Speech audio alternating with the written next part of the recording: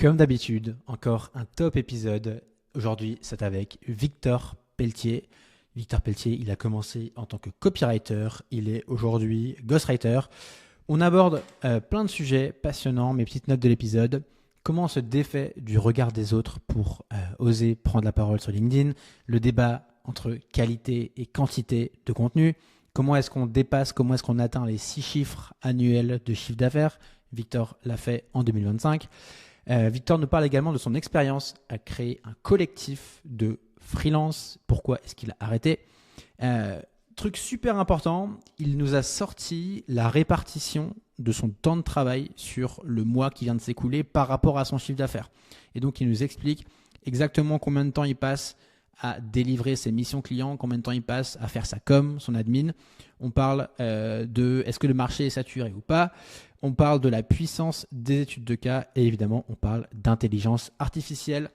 Franchement, voilà, allez suivre Victor, suivez, abonnez-vous parce que toutes les interviews sont vraiment trop chouettes. Si vous avez des questions, comme d'habitude, n'hésitez pas. Bon visionnage. Salut Victor, merci beaucoup d'avoir accepté mon invitation. Salut Valentin, c'est un grand plaisir, c'est un honneur. Pour démarrer, j'aimerais te lire une accroche d'un post LinkedIn que tu as écrit. Et j'aimerais bien Oh, qu'on rentre tout de suite dans le vif du sujet. Tu j'adore. disais, la compétence la plus sous-estimée sur LinkedIn est de s'en foutre royalement du regard des autres. Tu peux Ouais, m'expliquer d'où ça sort? en fait, je pense que c'est un vrai truc sur LinkedIn parce qu'en fait, je le vois pour moi, je le vois pour des collègues freelance avec qui j'échange, je le vois pour mes clients. Les gens ont vraiment peur du jugement et ça te bride complet sur comment tu vas t'exprimer sur LinkedIn. Le problème de LinkedIn, c'est que on a tellement peur de montrer vraiment qui on est et montrer vraiment ce qu'on pense que finalement on fait que des posts qui sont super fades. Et je pense qu'effectivement les personnes qui ont pas du tout peur du jugement, qui s'en foutent royalement du regard des autres, ils vont directement avoir un personal branding qui est beaucoup plus attachant, qui est beaucoup plus, je mets des grosses guillemets parce que ce mot je veux plus utiliser, mais authentique. Donc oui, je pense que c'est vraiment un avantage de s'en foutre complètement du regard des autres sur LinkedIn. Mm. Ouais, je te rejoins à fond là-dessus. Je crois qu'on a déjà parlé un moment, mais pour moi, je pense que c'est pour ça que, notamment Thibault Louis, pour le citer, c'est pour ça qu'il a percé aussi vite, aussi fort. C'est parce qu'en fait, il est sans filtre et tout ce qu'il pense, il le dit. Et tant pis si ça plaît pas. Et du coup, ça fait des posts qui, systématiquement, ne sont pas fades, mais c'est des posts où tu as envie de réagir. Donc, ça fait de l'interaction. Donc, des gens le suivent. Et donc, mécaniquement, en fait, il devient gros sur la plateforme, quoi. Ouais, je pense qu'il est arrivé très tôt avec ce côté un peu provoque, Mm. avec casser un peu les codes, tu vois. Je pense qu'essayer de faire ce que fait Thibault Louis aujourd'hui, ça marcherait moins bien parce que maintenant il y Mm. a de plus en plus de gens qui ont tiré à l'extrême cette provocation-là. Mais à l'époque, déjà un peu faire des mèmes, des trucs comme ça dans un milieu très tech. Donc oui, et très tôt il a musclé un petit peu sa carapace, Thibault Louis, en faisant des trucs très provoques, en cherchant un petit peu quel point, sur quelle corde tirer, tu vois. Mm. C'est ce qui fait qu'aujourd'hui, bah voilà, hein, Ouais. on est Thibault Louis, c'est je pense une des personnes qu'on me cite le plus. Donc effectivement, il a une marque personnelle qui est forte et c'est en grande partie parce qu'il s'en fout complètement du regard des autres. Toi, au début, ça t'impactait le regard des autres? Bah en vrai, je vais pas te mentir, ça m'impacte même encore aujourd'hui, hein. Ce serait faux de dire que je m'en fous. Même avant de poster, j'ai encore des moments où je me dis: «Ah celui-là, il picote un peu». Celui-là, je suis pas sûr. Des fois, j'écris des posts vraiment sincères. Je le pense profondément et après, je me dis, on va peut-être l'édulcorer un petit peu parce que là, c'est touchy. Mais je devrais pas, tu vois. Mais je pense que moi, je suis assez lisse en vrai. C'est aussi parce que j'ai une cible de dirigeants qui aiment pas trop qu'on fasse des vagues. Je pense que si j'étais plus en mode infopreneur, j'oserais peut-être y aller un peu plus. Mais je sais que le ton de Thibault Louis va pas forcément correspondre à une cible plus institutionnel. Moi, ma cible, c'est plus quand même des CEO de PME, de scale-up qui sont pas trop dans le truc de la provoque, tu vois. Mmh. Ouais, mais comme tu le disais aussi au début, tu vois, même sans faire de la provoque, même juste en étant, en faisant des posts, assez classiques, en donnant des conseils, par exemple, où il y a pas vraiment d'enjeu d'être critiqué, c'est pas évident au début. Tu vois, tu peux quand même te dire, «Ah ouais, qu'est-ce qu'ils vont en penser? Pourquoi est-ce que je fais ça?» Et ça a été simple pour toi de commencer à publier sur LinkedIn ou c'était, En fait, moi, inconfortable?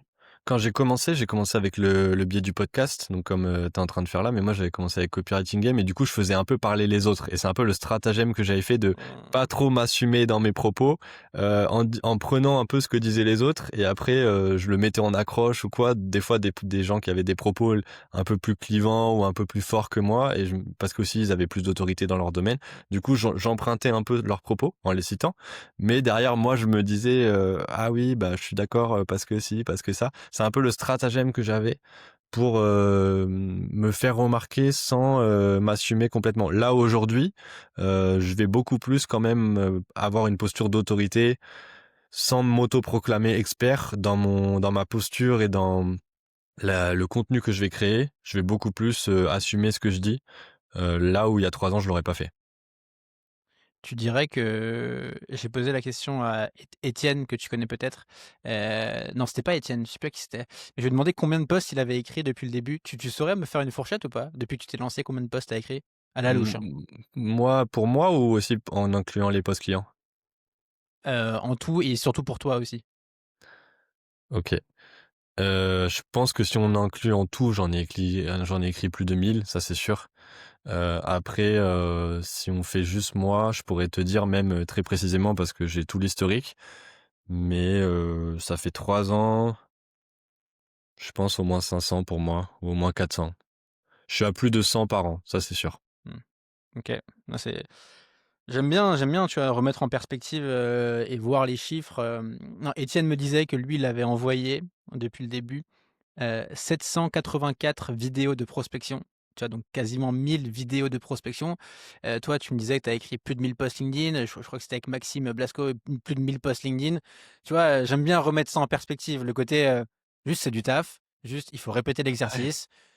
Une question intéressante, c'est sur les 500 posts que tu as écrits pour toi, tu dirais que combien sont mauvais, combien sont OK et combien sont vraiment très bons? À la louche, hein, on n'est pas voilà, mais c'est En intéressant vrai, de se rendre compte. je pourrais limite regarder, sur mon shield et tout ça, mais franchement, je pense 80 sont mauvais, hein. Clairement, hein. En vrai, il y a peut-être 20 qui sont bons. C'est peut-être 10 qui m'ont attiré vraiment des clients. Mmh. En tout cas, directement, parce que des fois, ça a peut-être servi à faire avancer le niveau de conscience, à servir un peu l'argumentaire. Mais vraiment, des posts qui ont eu un impact et qui m'ont attiré vraiment du business, je pense que c'est 10. Et 20 qui sont bons parce qu'ils ont quand même beaucoup servi la cause. Mais là, tu vois, je relis des posts que j'ai fait il y a 2 ans, je me dis, oh là là, mais j'étais vraiment un teubé. Ouais, Voilà. mais encore une fois, là, je trouve ça super intéressant de remettre ça en perspective et est-ce que tu penses que c'est possible de dire: «Je fais que des bons posts» ou est-ce que c'est juste mécaniquement, en fait, tu ne sais pas à l'avance ce qui sera un bon post et d'autant plus que pour faire un bon post, il faut faire beaucoup de posts. D'accord avec ça? Ouais. Bah, c'est un peu le débat, quantité, qualité. Pour moi, tu peux pas faire de la qualité dès le début si t'as pas fait de la quantité. C'est Mmh. obligé, je pense que tu es obligé de tester, de voir un peu ce qui mord à l'hameçon. Donc tu es obligé de faire de la quantité et après tu tries. Je pense que c'est la manière la plus simple de procéder, de se dire: «OK, sur ces 50 posts, lesquels ont marché?» C'est pas moi qui dis que ça a marché, c'est le marché justement, enfin c'est l'audience Ouais. qui on a les chiffres, on peut juger. OK, OK, c'est bon en termes de visibilité, mais est-ce que ça m'a rapporté du business? Oui, non. Je pense que là, tu as vraiment une méthode qui est la plus simple pour moi et tu es obligé de passer par la quantité parce que tu peux pas savoir directement. Sinon, on serait tous millionnaires, tu vois? Si on sait directement les postes qui vont faire vendre. Donc, je pense que tu es obligé de passer par cette phase de quantité. Après, ça dépend un peu le positionnement que tu veux avoir. Ça peut être un positionnement aussi de se dire que j'envoie que des bangers, que des trucs très bien travaillés, bien chiadés et je vais passer 3 heures sur un post. Mmh. Moi, c'est pas trop ma manière. J'aime pas trop. En fait, ça me saoule. Je mets trop d'enjeux après si je passe 3-4 heures sur un post et qui marche Mmh. pas. Du coup, je préfère quand même shipper des trucs. Mais il y en a qui sont, tu vois, je pense par exemple à Maud Alaves, qui fait un post par semaine et qui a un personal branding qui est fort. Bah, mais en même temps, elle peut se le permettre parce qu'elle en a fait beaucoup avant et voilà. Et aujourd'hui, tu fais pareil qu'elle, ça marche pas. Donc je Mmh. pense que si tu as une autorité qui est déjà installée, tu peux te permettre de jouer ce jeu de qualité et d'essayer de viser que ça. Et c'est ce que je conseille, par exemple, à beaucoup de mes clients, de justement viser la qualité parce qu'ils sont déjà installés, ils ont déjà, la boîte tourne déjà, et cetera. Mais quand tu es un freelance en écriture qui veut faire son trou, faut envoyer, hein. Mmh. Ouais, je te rejoins à fond et effectivement, comme tu dis avec l'exemple de mode, c'est faut regarder ce que fait actuellement la personne, mais aussi regarder ce qui lui a permis de venir là où elle est actuellement et souvent c'est pas la même chose. Donc tu as raison, moi je te rejoins à fond là-dessus. Tu disais que t'aimes pas trop le terme authentique. C'est quoi la logique? Pourquoi? Parce que je trouve que ça fait partie des mots malheureusement qui ont été tellement utilisés qu'aujourd'hui ça active un petit peu le radar à bullshit, dès que tu Mmh. entends les mots authentiques, tu vois? Donc c'est des mots que j'utilise plus. Même récemment, on m'a dit que ghostwriting, le mot il était passé, et cetera. J'étais là: «Bon, bah, moi je l'utilise toujours». Mais on m'a dit, que c'était, donc je sais pas. En tout cas, authentique, c'est vrai que c'est un mot que j'utilise plus parce que, ça fait un petit peu, cliché et je veux pas rentrer dans ce truc de: «Oui, soyez authentique». Ça fait un peu gourou, sois toi-même, tu vois? C'est galvaudé, en fait. Mmh. Ouais, je te rejoins à 100. Repartons un peu de la base. Qui es-tu, Victor? Est-ce que tu peux te présenter? Yes, bah, écoute, moi, c'est Victor Pelletier. Je suis ghostwriter LinkedIn B2B. Mon métier aujourd'hui, c'est d'accompagner des dirigeants d'entreprise à développer leur notoriété et leur autorité sur LinkedIn. Et voilà, j'aime bien dire que je fais du professional branding plutôt que du personal branding, parce que le but, c'est pas forcément de transformer mes clients, des CEO en influenceurs, mais c'est de les transformer en leaders d'opinion. Donc des personnes qui vont être, vraiment qui vont montrer leur crédibilité et derrière ça va permettre de générer des opportunités business. Comment est-ce que tu as, démarré dans l'écriture? Je sais que tu as pas été ghostwriter tout de suite. Comment ça c'était quoi les débuts pour toi? C'était en quelle année? Est-ce que tu peux nous expliquer un peu le contexte? Carrément, moi j'ai démarré avec, en voulant devenir copywriter freelance. Hem, j'ai commencé à m'intéresser au copywriting fin 2021 et j'ai lancé mon podcast en décembre 2021 sur le copywriting. J'ai créé mon auto-entreprise, le 1er janvier 2022, pour te donner les dates. Donc tu vois, là, ça fait bientôt 4 ans que je suis freelance OK. et je démarrais, copywriter, généraliste. Quand tu démarres, tu prends un peu tout ce qui passe. Et après j'ai fait un pivot, sur le ghostwriting. Ça a été quoi le déclic qui t'a poussé à devenir freelance? Le déclic, en fait, je pense que c'est vraiment déjà, j'avais commencé un petit peu à entreprendre pendant mes études. J'avais fait notamment un projet d'application, de quiz sur le rap français, donc j'avais touché du doigt un petit peu l'entrepreneuriat, donc je savais que j'aimais ça. Mais le déclic, c'est vraiment de me dire, que le monde de l'entreprise, ça me plaît pas. Être avec, des collègues, qui branlent rien, je savais que ça allait vite me saouler. Les jeux de pouvoir, Mmh. la hiérarchie, toutes ces choses-là, je l'avais touché un petit peu, du doigt en stage. Tu vois, les stages de fin d'études, moi, tous les ans, j'ai fait des stages. Donc en fait, j'ai fait plusieurs petits passages en entreprise et à chaque fois, je me disais: «Ah mais c'est horrible», enfin, pas horrible non plus, mais il y avait tout le temps des trucs qui me saoulaient et vraiment des grosses frustrations, quoi.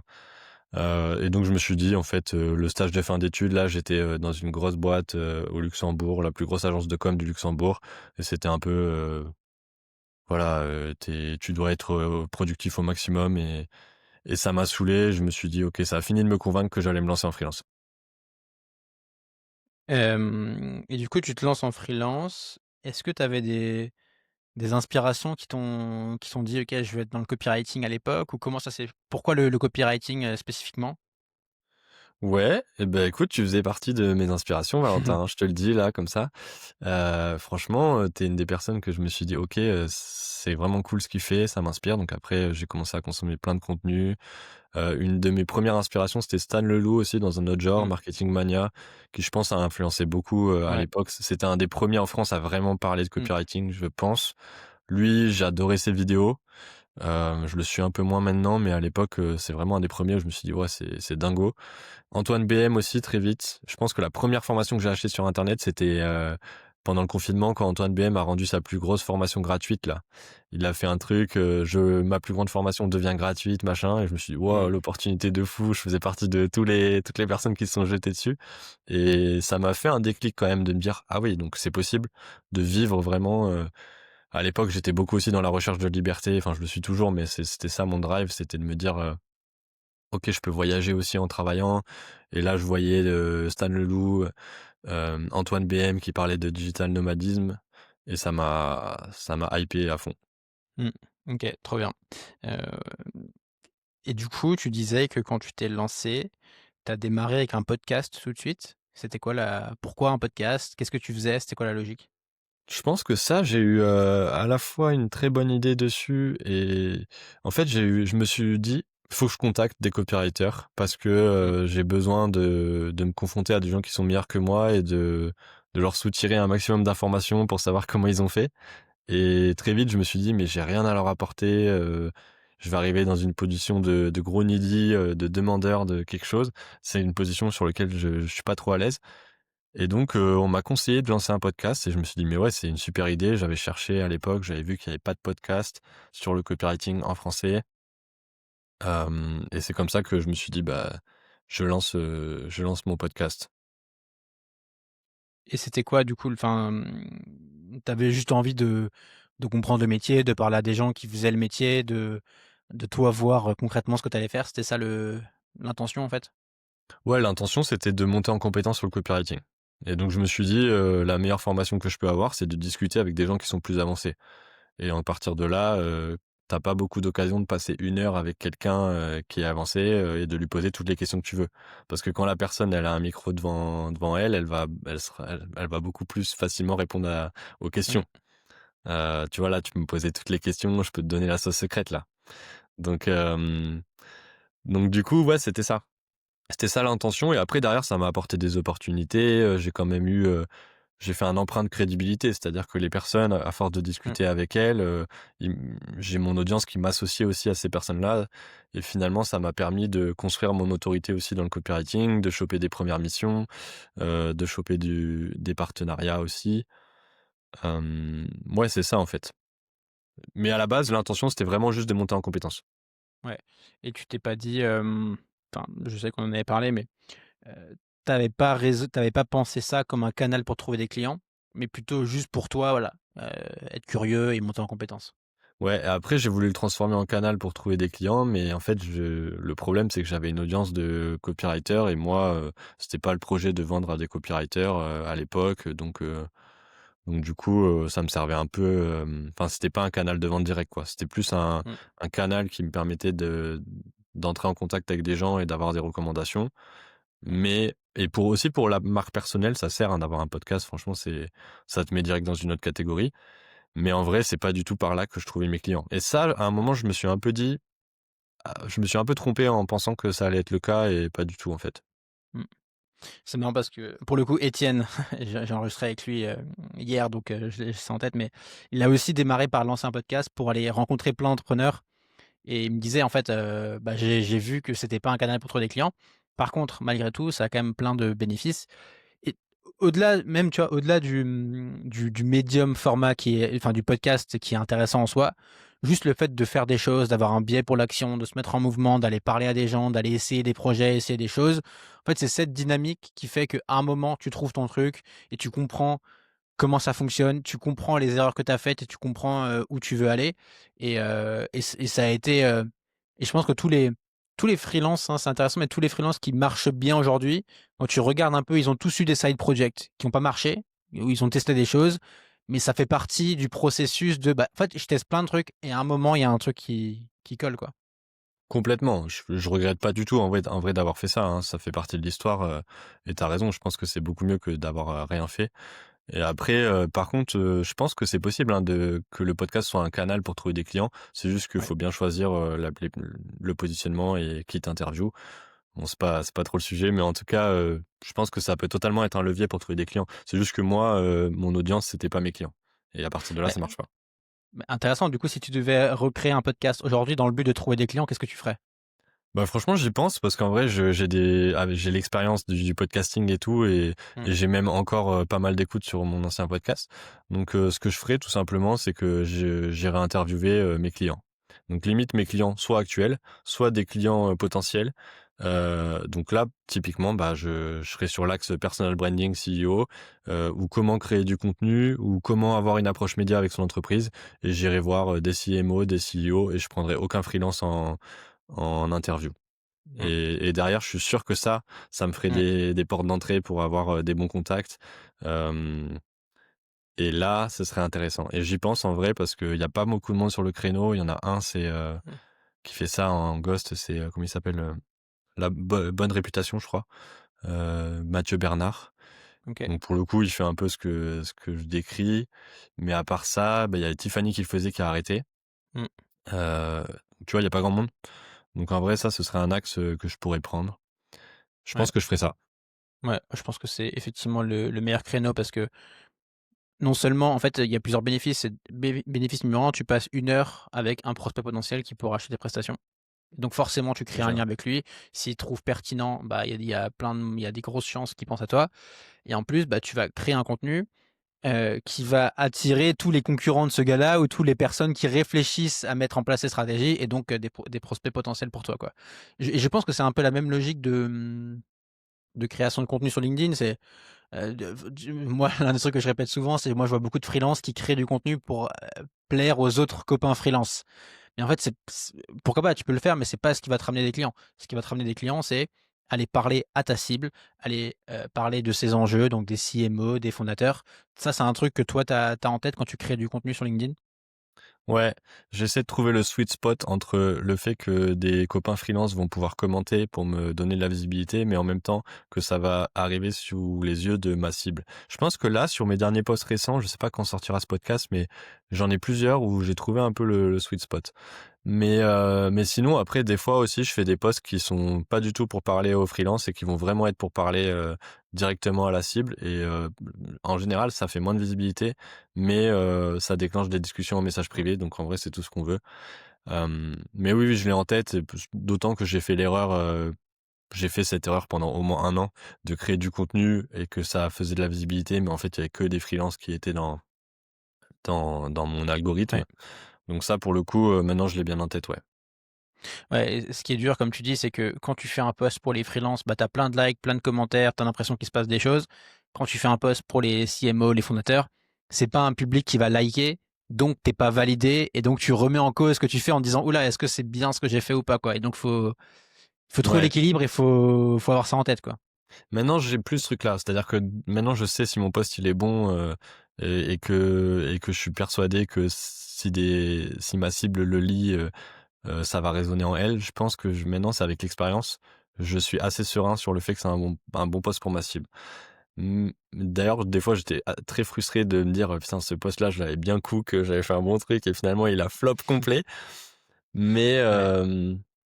mais oui, je pense que si tu débutes, tu peux vite te dire: «Ah, je suis pas validé, ça marche pas, je suis Mm, dans la mauvaise direction», et tu remets tout en question, et c'est là où tu peux te perdre un petit peu. mm. Ouais, c'est vrai que t'as raison. Moi, je suis un peu critique envers le fait de parler aux copains freelance, mais comme tu dis, ça a aussi des avantages et ça peut aussi te permettre de te lancer, d'avoir une forme de validation pour ensuite avoir un niveau 2 qui est: «OK, maintenant j'enclenche des posts plus pensés pour, ma cible, quoi». Voilà, ça peut te fait créer ton petit noyau de Mmh. premiers fans. Ouais, c'est ça, ouais. Est-ce que tu peux nous parler de ta première mission en freelance? C'était quoi? Tu t'en souviens? C'était quoi les tarifs? Qu'est-ce que tu faisais? Alors, ma première mission, je crois que si je prends vraiment la toute première, c'était, un prof d'anglais qui vendait une formation, à ses élèves, mais OK. c'était en plus, le truc, vraiment une mission casse-gueule. J'espère que bon, je pense qu'il écoutera jamais ce podcast, mais On le mais salue. ouais, on le salue. Mike, on t'embrasse.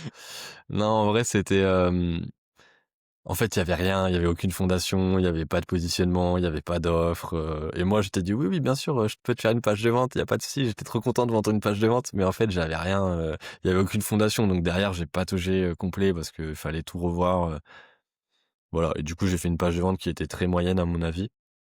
Mais bon, je pense que ta première mission, c'est rare que ce soit une super réussite.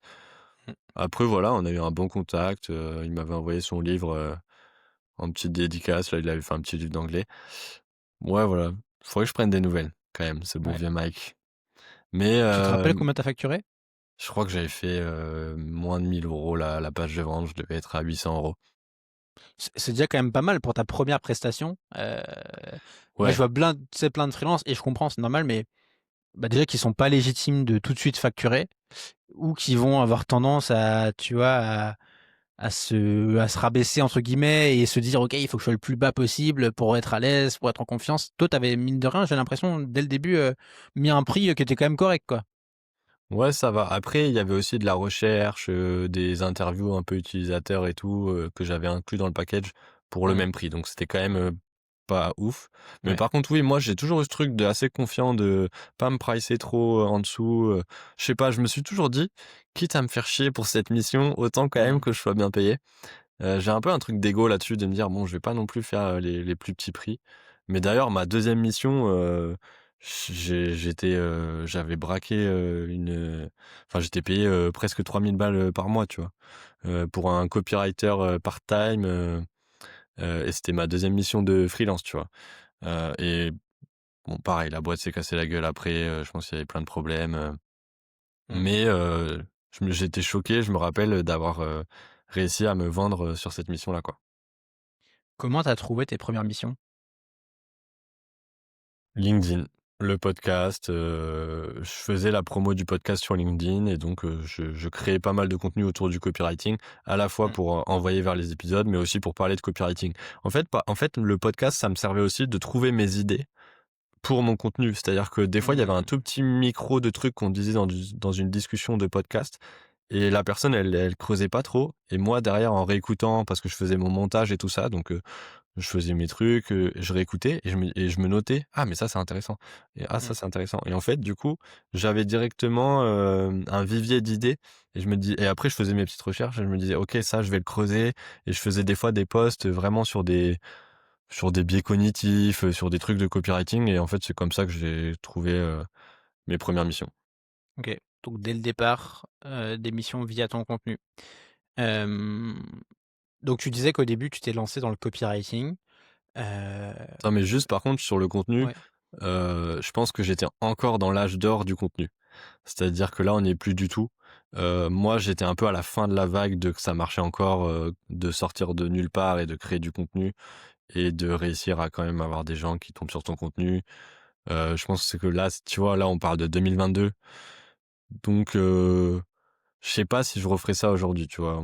On en parlera peut-être, mais là, j'avais misé quand même que sur le contenu Tu à ferais quoi l'époque. aujourd'hui? Si tu démarres là de zéro, c'est une question qu'il y a plus tard, mais parlons-en. Si tu démarres de zéro là, c'est quoi qu'est-ce que tu ferais? Je trouverais un problème assez spécifique quand même.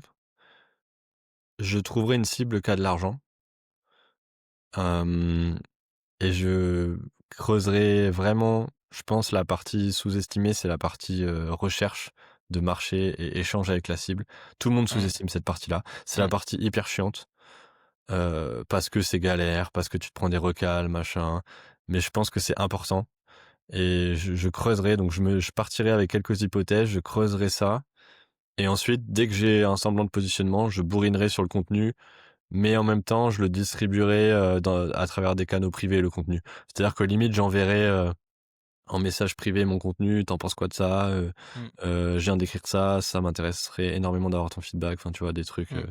sans forcément avoir une approche de vente, mais bourriner sur le contenu et bourriner sur la distribution du contenu. Je pense que je Ouais, ferai ça et que intéressant. auprès de cette cible qui a de l'argent. OK, intéressant. On tu raison, c'est important de matraquer ça. Ça m'inspire 2 trucs, ta remarque, c'est j'en avais parlé aussi, je sais plus avec qui, mais le choix de la cible, généralement, quand tu te lances en tant que freelance, c'est un choix que tu fais vite fait. Tu sais, c'est une Ouais, décision que tu prends rapidement. Or, comme tu viens de le dire, c'est peut-être la décision la plus structurante pour ton business. Est-ce que c'est des gens qui ont ouais. besoin de toi? Est-ce qu'ils comprennent ce que tu fais? Est-ce qu'ils sont matures pour comprendre la nuance? Et est-ce qu'ils ont du budget ou pas? Et ça, cette décision, on la prend un peu à la va-vite, alors qu'en fait, elle est ultra structurante. Ouais. souvent, tu vas partir de tes expériences ou alors de tes passions ou alors, où tu fais comme tout le monde, tu vas partir sur une niche où il y a tout le monde, c'est pour ça que le truc de creuser un peu, de faire tes recherches, tu peux Mm. identifier vraiment des petits segments qui sont un peu en dehors des radars. Là, j'en ai en tête, mais je vais pas les balancer parce que si je veux aller dessus, on sait jamais. Ok. Mais voilà, je pense que c'est ça. Mm. Et le truc par rapport à ce que tu disais sur le fait de dire l'âge d'or du contenu 2022, je suis d'accord avec toi et en même temps je suis pas trop d'accord parce que j'ai l'impression qu'on dit ça depuis 10 ans, tu vois. J'ai l'impression que chaque année on dit ah, c'était plus simple avant. Tu vois, moi, je me rappelle à l'époque, quand je me suis lancé en 2017, tu vois, tu vois, il y a des gens qui vont dire c'était l'âge d'or et puis il y en a qui vont dire c'était 2019. Et je te rejoins sur le fait qu'il y a plus de concurrence. Les algorithmes sont un peu capricieux sur LinkedIn, tu vois, ils vont moins en mettre en avant. Mais j'ai l'impression qu'il y a toujours des gens qui émergent, il y a toujours des gens qui se font une place. Effectivement, là où je te rejoins, c'est que c'est plus exigeant, c'est qu'il faut plus de compétences, c'est que ça tombe moins dans le bec tout de suite. Par contre, si tu fais bien les choses, en fait, il y a encore plein, plein de places sur le marché, j'ai l'impression. C'est mon avis. Ouais, non, mais alors, il y a toujours de la place et en vrai, il y aura toujours de la place, ça, c'est sûr. Mais c'est plus au niveau de, oui, comme tu dis, la concurrence, faut vraiment hausser le niveau de jeu. Mm, L'algorithme, en vrai, la chute du reach, etc., c'est que ça impacte quand même le business, même s'il faut pas du tout se cacher derrière ça. C'est vrai que maintenant, ça impacte quand même la visibilité. Mais tu vois, la chute du reach, j'ai l'impression que ça fait 3 ans que le reach chute. Ah là, cette année, ça a bien chuté quand même. Moi, Ouais, j'observe ça. ouais, particulièrement, mais j'ai un souvenir que l'an dernier, tu vois, ça avait aussi bien chuté. Mais je te rejoins sur effectivement, Ouais. il Mais il y a oui, de des toute turbulences. façon, il faut pas Mmh, penser comme ça. Il faut pas se dire, ah, c'est compliqué, machin. Faut toujours quand même essayer d'être optimiste. Moi, je suis assez optimiste hein, sur comment ça va évoluer tout ça sur le long terme. Par contre, voilà, faut surtout pas s'endormir et continuer à être dans l'action, à mettre en place mmh, des choses. mmh. Faut pas être défaitiste, ça c'est sûr. Je te rejoins. J'écoutais un podcast avec Laurent Alexandre, que tu vois peut-être qui c'est, Ah oui. un Le expert IA. festin, Ouais, festin le 3. festin, et je l'écoutais sur Génération du Turtle aussi. Et tu sais, l'une des questions qu'on lui pose et qu'on se pose tous et que tu te poses et que moi je me pose, c'est ok, mais du coup, tu fais quoi avec les IA? C'est quoi l'impact sur ton taf? Et lui, sa réponse, elle est incroyablement simple, c'est bah juste, bah il faut bosser plus. Tu vois. Il y a les IA, il y a de la concurrence, bah en fait, il faut juste devenir meilleur, progresser, élever ton niveau de jeu, apprendre à utiliser l'IA, être bon sur ta compétence. Et j'ai l'impression que en fait, c'est ça le truc, quoi. C'est ouais, juste bah, surmonter les manches et continuer à bosser. J'ai l'impression que pour ceux qui bossent, globalement, tu vois, ça se passe bien. Et je crois que c'est ton cas, mais c'est le cas de, je pense, quasiment tous les invités que j'ai eus, c'est que à la fois tout devient plus dur. Comme tu disais, le reach LinkedIn est capricieux, peut-être les clients sont plus exigeants, et il y a l'IA, mais en même temps, et je crois que c'est ton cas, tu vois, tu fais peut-être ta meilleure année de chiffre d'affaires cette année. Ouais. Ouais, je te Donc tu vois, c'est confirme, c'est quand hein. même paradoxal, quoi. Oui, oui, c'est ça. C'est pour ça. C'est vrai que moi, je suis satisfait quand j'entends un peu tout le monde se plaindre, etc. Globalement, moi, depuis le début, j'ai une activité qui est en croissance. Le CA augmente chaque année. Donc en vrai, comme tu dis, hein, franchement, c'est possible de développer son business même encore aujourd'hui. Tu veux que je détaille le CA? Je m'en fiche, je peux en parler.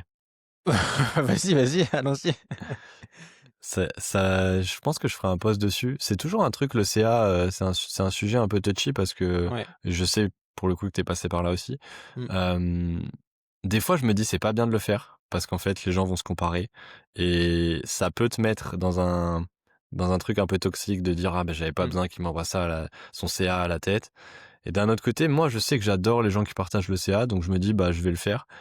Parce que moi, ça m'inspire et ça me permet aussi de comprendre, de me dire, OK, lui, il en est là. Je vais aller rétro-ingénierer le truc et mm. voir qu'est-ce qu'il a Ouais, fait avant. Je vais me plonger un petit peu plus. Donc moi, j'aime beaucoup.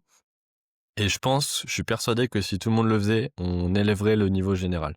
je te rejoins à fond. Mais en même temps, l'argent est touchy en France, tu te fais un peu, tu, voilà. Et ça fait peur aussi au niveau des clients. Tu vois, moi, Encore ça va, je suis assez équilibré, j'ai pas un client qui va truster une grosse partie de mon CA et cetera, donc ça va. Mmh. Mais tu vois, il y en a, ils peuvent se dire en fait, vu que je suis à moitié en salarié déguisé, je vais pas dire que je fais, 44 CA, si j'ai un client qui me rapporte 35K, il va se poser des questions, enfin, tu vois? Ouais, Donc je pense qu'il y a ouais. plein de raisons. Bref, au niveau du CA, Je peux juste, ouais, juste vas-y. dire un mot et après tu nous donnes les chiffres, ça fait un petit teasing. Moi effectivement, je te relance sur tout ce que tu viens de dire. Je pense que c'est intéressant, enfin, c'est important de le faire et puis, tu vois, effectivement, c'est un sujet qui est tabou, c'est un sujet qui fait peur. Moi, j'avais fait une vidéo où je révélais un peu mon CA, et j'expliquais que, bah, là, j'étais inconfortable. J'ai l'impression que, malgré tout, tu vois, plus un sujet rend les choses enfin, plus un sujet rend les gens inconfortables et plus c'est intéressant d'en parler. Parce que, Ouais, du coup, tu dédramatises le truc. Et effectivement, tu passes au début, je pense que tu passes par la phase comparaison toxique, où tu vois tout le monde qui est là trop fort et tu dis: «Ouais, en fait, moi, je fais que ça par rapport à eux». Et après, plus tu avances, plus tu prends du recul et plus tu mets ça en perspective, plus tu te rends compte que, en fait, il y a pas que le CA qui compte, plus tu te rends compte que le CA, il explique pas tout. Tu peux avoir une bonne année et après ne plus rien faire, ou tu peux avoir un bon CA, mais en fait, si on regarde ta marge, c'est différent. Tu vois, il y a plein d'éléments qui rentrent en compte, donc faut pas, et après, ça devient juste un truc de intéressant à savoir. Tu comprends où en est une personne, tu rétro-ingénieurs, ça te donne des ordres de grandeur de ce qu'il est possible de faire aussi. Ça, je trouve ça intéressant. Voilà. ouais, 100. Du coup, dis-nous tes chiffres, donne-nous. Alors, bon, en exclusivité pour, la sauce secrète, hem, donc moi, ça fait 4 ans bientôt. La Mmh. première année, j'ai fait 27 000 € de chiffre d'affaires. C'est l'année où je me suis lancé, voilà, je devais mettre en place, créer mon positionnement, trouver mes premiers clients. Je me suis formé aussi, j'ai fait un bootcamp, j'ai eu des mois où j'étais à zéro. Enfin bref, 27 000 € année 1. Mmh. Année 2, je me spécialise sur le ghost, je suis à 55 000 € de chiffre d'affaires. Année 3, je me suis toujours spécialisé sur le ghost, mais là, objet brillant, et je commence à lancer un collectif de ghostwriters. Et donc il y a eu des mois pareils où je bossais quasiment pas pour moi et l'argent rentrait sur le collectif. Donc là, je vous dis les chiffres qui sont rentrés sur moi. Donc année 3, je suis à 75 000 € de chiffre d'affaires. En plus, enfin, tu Sans prends compter la 75 partie 000. collectif. Mmh. Et vous avez fait combien? Vous avez fait 100 000 sur le collectif? Un peu moins. OK.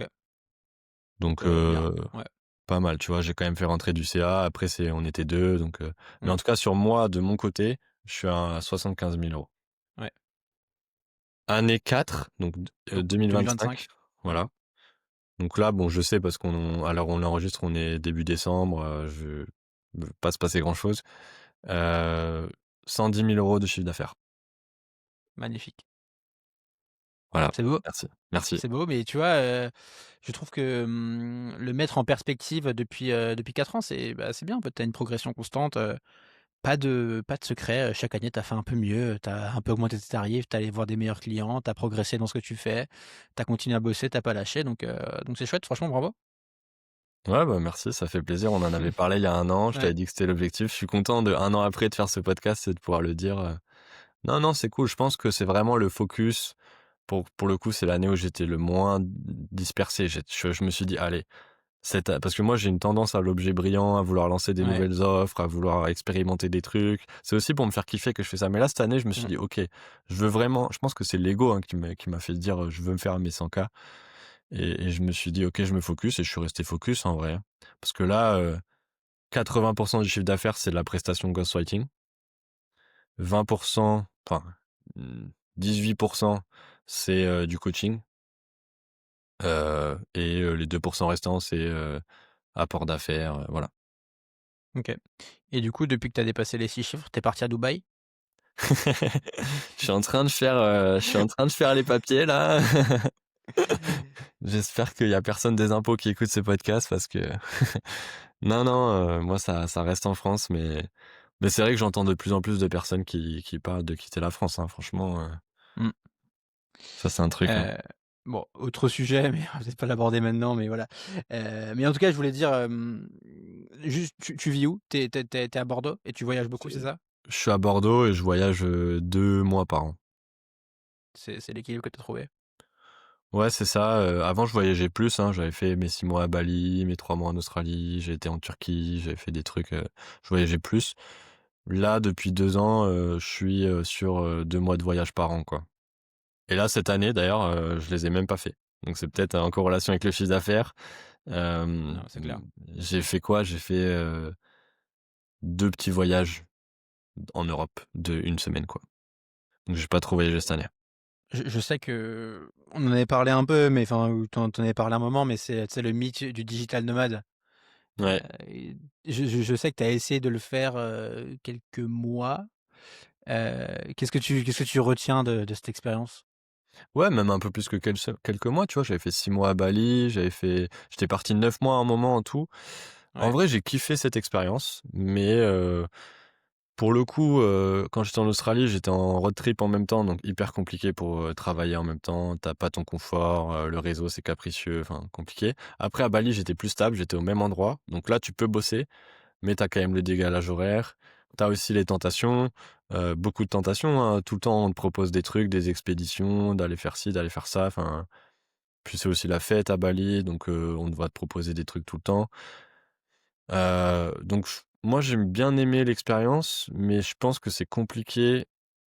Après voilà, si je serais resté à Bali, je pense que j'aurais pu trouver un équilibre là-bas, tu vois? Mmh. Mais en tout cas, tu peux pas bouger tous les 2 mois, et en même temps avoir une activité en croissance, c'est compliqué d'apporter autant de chaos dans ta vie, sur du long terme, quoi. Mmh. Tu peux le faire partiellement, un mois ou 2, mais voilà, je pense qu'en tout cas, moi, c'est pas l'équilibre que j'ai de vraiment voyager tout le temps. Mmh. Ouais. Comment ça s'est fait la transition entre copywriting vers, ghostwriting?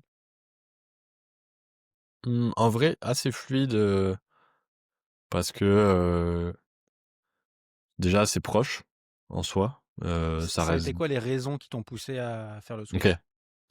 Hem, En fait, ça, c'est vraiment j'ai regardé mes demandes clients, j'ai regardé les clients que j'avais. Au bout d'un moment, j'étais à 50-50, mission copywriting, mission, ghostwriting, et j'avais de plus en plus de demandes sur du, ghost, et en même temps, c'était là où je me sentais le plus à l'aise, où je sentais que c'était le plus facile pour moi. Hem, Tu vois, je sais plus qui, je crois que c'est Naval qui dit, «Va faire, quand c'est un jeu pour toi, c'est ça que tu dois bosser». Enfin, c'est pas du tout ça la Mmh. citation, mais en gros, On dirait que c'est ça. ouais, voilà. Et bah ça, moi, c'est facile pour moi d'écrire des posts LinkedIn, j'aime bien, je le fais tout le temps, du coup, je me suis dit: «OK, ça me correspond bien». OK, et donc ça, c'était en quelle année? 2023? 2023. Dès fin 2022, je me suis positionné sur le ghost. Donc tu switches à 100 vers le ghost, et là, comme tu disais, tu crées un collectif. C'était à quel moment? C'était quoi Non, les raisons? 2023, moi, je fais du ghost pendant un an, et après 2024, je crée le collectif. Donc je l'ai pas OK. créé direct, pendant Mmh. un an, j'ai fait du ghost, tout seul, et après, au bout d'un an et demi, en fait, j'avais trop de demandes et je voulais créer le collectif.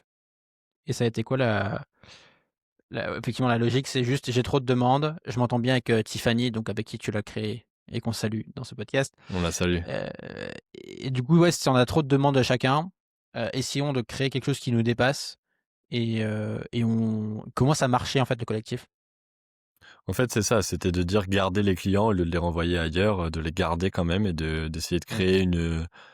une structure où on garde les clients. Ça marchait que tout simplement on signait des clients en ghostwriting, et derrière on trouvait des freelances, pour servir les missions, et on était sous une forme, d'agence, le business model, c'était un peu comme une agence. C'est-à-dire que soit moi, soit Tiffany, on faisait la relation avec le client et on faisait la gestion de projet, et le client derrière, il faisait tout ce qui était appel enfin le client, le Le freelance, freelance, ouais. il faisait tout ce qui était appel avec le client et rédaction, des contenus, et on avait un accompagnement aussi, c'est-à-dire qu'on était là, s'il y avait besoin de relire les posts, on pouvait les relire, s'il y avait des questionnements, des freelances, on pouvait, y répondre. Mais on gardait la main sur la partie, gestion avec le client, notamment ce qui est facturation. Donc nous, on facturait le client, et derrière les freelances nous refacturaient. Mmh. OK. Qu'est-ce que tu as appris sur ce business model? C'est un business model agence en vrai, donc c'est un business de marge, il faut faire attention aux marges, et après, bah, tu un chef d'entreprise, quoi, à partir du moment où tu commences à gérer des équipes, que tu des responsabilités, tu des gens qui attendent, enfin, tu des freelances qui attendent d'être payés tous les mois, donc en fait, c'était pas mal de responsabilités. En même temps, nous, on n'a pas réussi à créer une vraie culture, mais c'est normal parce qu'on avait que des freelances qui étaient pas exclusivement chez nous. Donc en fait, c'était difficile de créer une vraie culture. Ils étaient quand même là par opportunisme, et c'est pas un gros mot, hein, Ouais, j'aurais fait ouais. pareil, mais parce qu'on leur apportait des missions, mais du coup, bah, des fois, ils étaient ailleurs, enfin voilà. Et en même temps, bah, il y avait aussi le fait que nous, on consacrait pas mal d'énergie au collectif. On voulait aussi trouver un moyen de se rémunérer et je pense qu'il aurait fallu faire plus de volume. On n'avait pas encore atteint ce seuil critique où c'était vraiment intéressant financièrement. C'est Moi comme Tiffany, on gagnait plus sans le collectif en vrai, en termes purement financiers. On l'a pas fait que pour l'argent, mais bon, je pense que c'est un élément important Mm. à souligner. Donc voilà, et puis après, moi, c'était une belle aventure. Ça s'est arrêté au bout d'un an quand on a vu qu'on n'était plus trop alignés sur la vision. Moi, j'étais moins investi. Tiffany, elle avait envie d'évoluer vers autre chose aussi. Enfin, d'un commun accord, on a arrêté ce collectif, mais c'était une belle expérience. Ouais. Je sais pas si tu as le chiffre en tête, mais tu dirais qu'à partir de quel niveau de chiffre d'affaires mensuel, ça devient intéressant d'avoir un collectif comme ça? Parce que j'imagine que si tu fais que 10 000, quand t'es deux, t'as des freelances que tu dois payer, en fait, c'est pas très intéressant, quoi. Non, bah, 10 000, c'est pas intéressant. Ouais, Euh, à un moment, on avait, je sais plus combien on était au max. Euh, Moi, je pense qu'à partir de 30 000, ça commence à devenir intéressant, mais en dessous, faut c'est vraiment se compliqué. poser la question, quoi. Ouais. Mm. Ok. Euh, Trop bien. Aujourd'hui, à quoi ça ressemble? Donc là, toi, donc, ce collectif, ça s'est arrêté du coup fin 2024, début 2025. On est quasiment un an plus tard. Oui. Toi, t'as repris le côté, enfin, tu l'avais pas arrêté, mais tu t'es dit, ok, Ghostwriter, Ouais. solo, freelance, et cette année, je fais les 100 000. C'était ça le truc? Ouais, c'est ça, en fait. J'avais un peu ce truc de me dire, un peu frustré de me dire que j'avais pas fait autant de chiffre d'affaires que j'aurais pu en 2024. Et du coup, cette année, je me suis dit, ok, je me reconcentre sur moi, je suis tout seul, je reprends ce que j'avais commencé en 2023, mais avec l'expérience du collectif, avec l'expérience des 2 ans Mm. derrière de ghostwriting. Et donc, forcément, bah, je pense que c'est ça, c'est l'expérience, le focus, le fait que j'avais quand même gardé des bonnes relations avec certains clients. Ça m'a permis d'aller choper les 100 000, quoi. Et aujourd'hui, du coup, enfin, cette année, c'est quoi la, c'est quoi la source de tes clients? D'où ils viennent? Comment tu fais ton acquisition? Moi, je crée du contenu en vrai, hein. J'ai gardé vraiment la même recette depuis le début. Je fais mon contenu, je fais du setting aussi, pas tout le temps, vraiment que quand j'ai besoin, parce que ça prend du temps. Mais je regarde les signaux d'intérêt que ce soit commentaires, visites de profil, hem, demande de connexion. Et après, derrière, s'il y a des gens qui rentrent dans ma cible, je vais entrer en contact avec eux. Mais tout part du contenu. Ça, c'est ma source d'acquisition principale. Je pense que d'ailleurs, enfin, pour moi, c'est la meilleure parce que c'est là où tu as la meilleure posture. Je pense que tous les ghostwriters devraient créer du contenu en vrai. Je pense que c'est le cas, C'est mais évident pour le coup, ouais. ouais. Je pense que ceux qui le font pas, c'est une énorme connerie. C'est vraiment une grosse connerie parce que ton contenu, c'est à la fois ton meilleur commercial. Il va éduquer à ta place les prospects, mais c'est aussi ton meilleur portfolio, ta meilleure preuve sociale et Mm. ta meilleure étude de cas. Donc moi, c'est comme ça que je fais pour trouver les clients et jusqu'ici, ça marche plutôt bien. C'est quoi ton rythme de création de contenu? Quand je suis sur un rythme de croisière, on va dire, je suis à 2 posts par semaine et quand j'ai envie d'être un peu plus offensif, je peux monter même à 1 post par jour. Je peux faire 5, 6, 7 posts par semaine. Je fais rarement 2 par jour. Mais en tout cas, je fais minimum 2 posts par semaine. Et comment tu t'organises pour publier du contenu en plus du travail que tu fais pour tes clients, qui est déjà bah, assez gourmand en énergie, hein, tu écris déjà plein de posts pour tes clients. Est-ce que comment tu t'organises pour écrire pour toi aussi? Moi, je fais en sorte de toujours garder du temps pour mes projets perso et pour créer du contenu. Je prends jamais le maximum de disponibilité sur ma semaine. Et je pense que ça aussi, c'est une énorme connerie de vraiment avoir plus de temps disponible. Parce qu'il y en a, ça m'est déjà arrivé, j'ai fait cette erreur des fois de prendre vraiment, voilà, de tout ce que j'avais en termes de bande passante. Et du coup, j'ai plus le temps d'écrire mes propres contenus. Et du coup, je suis que dans la tête dans le guidon et je pense que au présent de mon activité et pas du tout au futur. Parce que bah, ça veut dire que je suis limite un salarié déguisé et que avec d'avantages moins de sécurité qu'un salarié limite. Donc, si jamais je perds un client, je vais mettre du temps à rebondir. Donc, moi, je garde toujours du temps. Et d'ailleurs, petite opinion, je sais pas si c'est controversé, mais je pense qu'un Vas-y. freelance en écriture, il doit passer autant de temps à bosser sur ses clients que pour lui. Autant de temps à bosser pour lui que pour ses clients. Mm. Et en vrai, c'est quasiment ce que je fais, hein. Moi, je suis quasiment à 50% client, 50% mon business. 50%. Ok. Quasiment. Là C'est où beaucoup, hein. beaucoup vont dire 80%, 20%. Mm. Franchement, moi, si je veux, je prends 2 fois plus de clients demain, hein. Mais par contre, j'ai plus de temps pour moi, quoi. Pour mon Ouais. activité. Ouais. Et du coup, une question que j'aime bien poser et tu as un peu répondu, mais combien d'heures tu dédies par semaine, tu dirais, du coup, à ton acquisition client et enfin, du coup, à ton contenu pour trouver des clients? Écoute, je sais pas pourquoi je savais que tu allais me demander ça. Donc j'ai pris vraiment les datas. J'ai pris Vas-y. mon toggle sur le mois de novembre et je vais te dire ma répartition de mon temps de travail. J'ai travaillé 100 heures en novembre, ce qui fait à peu près 25 heures par semaine. Sachant que je traque pas tout non plus. En vrai, j'ai travaillé plus, mais on va dire que j'ai travaillé 25 heures par semaine. C'était un bon mois. J'ai généré 12 000 euros sur le mois de novembre. Donc c'était un très bon mois pour moi. Sur ce mois-ci, en termes de répartition de temps de travail, j'ai fait 50% de mon temps pour la production client, donc pour écrire des posts pour mes clients. 20% de mon temps qui est consacré au développement business. Là, je réfléchis à des offres, appels de prospection, des messages, call prospect, enfin voilà. Et 25% de mon temps pour créer du contenu. Et 5% qui sont pour de l'admin, des trucs un peu de merde. Donc tu OK. vois, 25% création de contenu, 20% développement business, 50% production client. C'est fort les chiffres. Merci de les avoir, préparés. Hem, du coup, enfin moi je tu raison en fait, moi je le vois tout le temps, hein, le vrai juge de paix d'une activité, c'est est-ce que tu arrives à trouver des clients ou pas? Et à un moment, c'est bête et méchant, mais est-ce que tu mets assez d'efforts dessus? Est-ce que tu passes assez de temps dessus? Est-ce que tu plantes assez de graines pour qu'à un moment, tu aies une chance qu'un client veuille bosser avec toi, quoi? Et comme tu le montres, pas de secret, 50% de ton temps quasiment est dédié à ça. C'est ça. Et alors je dis Mmh. pas que c'est ça tous les mois, hein. Ouais, ouais. Des fois je peux être à 70% pour les clients, mais Mmh, je pense pas que je monte à plus de 70% pour les clients en vrai. mmh. Mais du coup, ça implique malgré tout de facturer assez cher les prestations.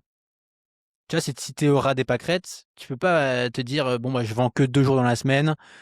Du coup, c'est quoi tes tarifs aujourd'hui? Comment est-ce qu'ils ont évolué? Ouais. Bah c'est vrai que l'avantage du ghostwriting, c'est que tu es quand même sur des prestations un peu à étiquette, tu vois. Là, moi, avec 4-5 clients, je peux déjà vivre bien de mon activité. Donc au niveau tarif, le plus petit tarif que je peux faire aujourd'hui, c'est 1 000 € par mois. Et après, en vrai, là, je suis plus sur du 1 800 ou 2000, 2005, proche des 2005 par mois. Et pour 2 000 €, qu'est-ce que tu délivres à ton client? Pour 2 000 € par mois, en gros, je fais la partie stratégie. Donc au début, on se fait un workshop ensemble pour déterminer le positionnement, quels vont être les messages, quels vont être les thèmes de la ligne éditoriale. Après, derrière, on fait l'optimisation du profil s'il y a besoin. Et après, derrière, on est sur des échanges entre nous hebdomadaires où moi, mon rôle, ça va vraiment être de rentrer dans l'univers du client, de lui poser plein de questions, de vraiment capter sur quoi on va se positionner, sur quoi il veut devenir top of mind et derrière de trouver les bons angles, les bons messages, pour créer le contenu. Et donc là, on est sur un rythme 2 000 €, on est sur un rythme de 2 posts par semaine. Mmh. OK. Qu'est-ce que qu'est-ce qu'attend de ta part un client qui paye 2 000 € par mois? Parce que ça fait quand même, c'est quand même, tu vois, 25 000 € à l'année. C'est quand même, c'est un sacré montant. Donc qu'est-ce qu'il vient chercher chez toi? Qu'est-ce qu'il espère, avoir grâce à toi? Bah, en vrai, ça dépend, mais souvent pour ce tarif-là, un client, il attend de construire une marque. Donc c'est construire une marque personnelle. C'est vraiment de se dire, devenir top of mind sur un sujet. Le jour où on va avoir un besoin sur son domaine, on va penser à lui. Moi, c'est ça principalement, hein, que j'apporte. Je pense que c'est là où enfin, la proposition de valeur, si tu veux, c'est vraiment sur ça. C'est du contenu pour devenir top of mind sur un sujet. Donc il attend ça. Il attend des contenus premium. C'est-à-dire qu'au niveau de la qualité du copywriting, bah, ça doit pas être, fait avec ChatGPT. Enfin, en tout cas, tu peux utiliser ChatGPT, mais ça doit être quand même chiadé au niveau Mm. copywriting. Il attend une disponibilité. Il attend un niveau de conseil. C'est-à-dire que tu fais pas juste le post. Tu le conseilles, tu lui expliques pourquoi ça s'inscrit dans la stratégie, tu lui rappelles, vraiment, pourquoi vous faites ça, quoi. Il attend aussi voilà, d'être là, d'être présent. Je pense qu'il y a il y a un service client, tu vois? Moi, mes clients, je réponds dans alors c'est sûr dans la journée, mais même dans la demi-journée, tu vois? Je réponds sur WhatsApp, on s'est en appel toutes les semaines. Je suis enfin des trucs cons, tu vois? Mais je suis toujours à l'heure. Hem, Si l'appel il déborde, ben c'est pas grave en fait, c'est un truc high ticket, l'appel il déborde. Si à un moment il y a besoin de plus de postes, je vais jamais dire: «Ah ouais, en fait, alors attention, hein, si c'est toutes les semaines, non. Mais si à un moment il y a un poste en plus, je vais faire: «OK, je fais un Ouais. poste en plus». Si à un moment Mm. faut faire un call en plus pour travailler sur tel sujet ou faut faire un aller-retour en plus, je le fais. Je suis toujours dans le truc de quand même être dans l'intérêt du client. Et il attend de pousser des idées, d'être, créatif, proactif aussi. Tu sais que le client, il va vouloir une image avec le post. Bah, soit tu as déjà l'idée de l'image, soit tu as déjà l'image carrément, enfin, des trucs plein de petits trucs comme ça, en fait. Je pense que c'est tout ça. Il attend un service premium. Est-ce que tes clients attendent de toi un retour sur investissement? Est-ce qu'ils te demandent des résultats, un ROI? Franchement, là, pour le coup, je pense que le travail d'éducation marche bien parce qu'il y a peu de gens en fait, ils le demandent en amont de plus en plus, en amont. Ils le veulent en amont, quand ils ont pas encore signé, mais une fois qu'ils ont signé, ils me le demandent pas trop. Donc en fait, au début, ils sont là: «Ah oui, mais le ROI, machin, c'est quoi les résultats?» Ils sont beaucoup sur ça, mais une fois que ils sont rassurés sur, le service délivré, ils comprennent la stratégie et cetera, franchement, mes clients aujourd'hui actuels, ils me demandent jamais le ROI, hein. Et qu'est-ce que Parce tu dis qu'ils du le coup? voient aussi. Ouais, En et vrai, qu'est-ce ils que le tu dis voient. à un client qui te demande le ROI lors d'un appel, de prospect, un premier appel par exemple? Moi, je leur dis direct que c'est très dur de calculer le ROI d'une prestation, de ghostwriting. Je leur parle toujours de voilà, du coût d'opportunité à pas prendre la parole parce que, bah, si tu prends pas la parole aujourd'hui, en gros, c'est des dizaines de milliers d'euros qui partent chez tes concurrents parce que eux ils vont le faire. Ouais. Donc ça j'en parle et après, bah, c'est beaucoup montrer les résultats avec des cas clients, montrer ce qu'on quand tu commences à avoir, déjà de l'expérience, normalement, tu as des cas clients et après c'est plus facile de convaincre. Donc moi, je leur parle toujours des cas clients. Hem Et j'explique aussi que c'est une vraie charge mentale de créer du contenu et qu'ils vont gagner du temps. Ils vont gagner du temps, et j'explique à tous les niveaux, pourquoi ça prend du temps. Parce que des fois, ils sous-estiment la charge de Mmh. la création de contenu. Ouais, ils se disent, «Avec, GPT, je peux bricoler tout seul et je vais pas te payer, 2 000 € pour ça, quoi». Ça, c'est quelque chose qu'on peut me dire, mais tu vois, si on me dit ça, bah, je vais leur dire: «Bah, OK, bah, on arrête l'appel et tu fais avec ChatGPT et tu reviens me voir dans 2 mois, quoi». Enfin, en vrai, s'ils disent ça, souvent, c'est que c'est le prix derrière, je pense. Mmh. S'ils disent ça. C'est un peu pour te challenger de que tu là, c'est bien qu'ils disent ça. Ça veut dire que tu as vraiment une fenêtre d'opportunité pour, expliquer, faire un peu l'éducation sur la valeur, d'un ghost, quoi. Et est-ce que c'est pas aussi, juste un manque de maturité globale par rapport au contenu et au marketing, tu vois? C'est la croyance qu'avec GPT, en fait, tu vas pouvoir, bricoler et avoir de résultats. Alors qu'en fait, comme tu dis très bien, il y a plein de enfin, créer du contenu, ça implique plein de choses, ça c'est pas juste, «j'écris», quoi. C'est ça et puis surtout des dirigeants, enfin moi mes clients, ils payent pas pour, un livrable. Ils payent pour du service. Quand Mmh. tu es à ce niveau, tu veux du service, en fait. Tu veux quelqu'un que tu peux appeler comme ça et qui te répond. Tu veux pas demander à GPT. Tu veux vraiment avoir quelqu'un qui va être là, qui va faire des calls avec toi, qui va t'écouter, qui va te conseiller et ça, tu peux le faire avec une IA, mais ça demande plus d'efforts de le faire avec une IA. Ça demande de plus travailler et puis tu vois l'IA, tu dois quand même, vraiment lui donner de la bonne qualité d'information. Tu dois vraiment prendre le temps. Ça prend du temps avant d'avoir un bon résultat avec l'IA et ce Mmh. temps-là, il préfère largement avoir quelqu'un en face qui va capter plus vite tout le contexte. Ouais et en fait, ce que tu montres aussi là et je trouve ça super intéressant, c'est que un client qui va te payer cher, en fait, il comprend ta valeur. Il va pas aller discuter sur: «Ah mais en fait, j'ai pété par mois 20 €», en fait, il veut quelqu'un qui va pouvoir prendre le sujet, qui va pouvoir tout gérer de A à Z, qui va pouvoir piloter, à qui il va pouvoir déléguer en confiance et il sait que ce sera bien fait, en fait et c'est ce qu'il vient chercher, je pense, chez toi aussi, quoi.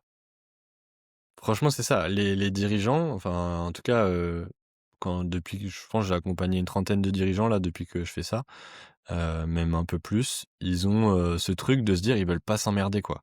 Ils Mmh. veulent, le meilleur, ils veulent une prestation premium. J'ai un client, il m'a dit, «J'ai fait exprès de te prendre le package le plus cher parce que je voulais jamais qu'on ait le problème, d'avoir le nombre de postes». Et des fois, on en fait Intéressant. un par semaine, des fois on en fait 2. Et je lui dis: «Mais là, tu veux pas en faire plus?» Et il dit: «Non, mais là, on n'a rien à dire, par contre la semaine pro, j'ai ça».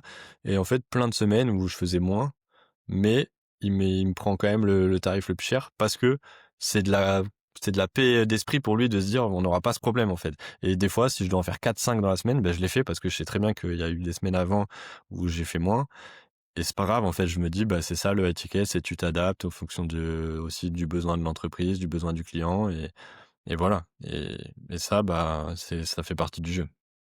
C'est vrai que quand tu te lances en freelance, tu as cette croyance que le prospect, il voudra toujours aller au moins cher, mais c'est pas le cas.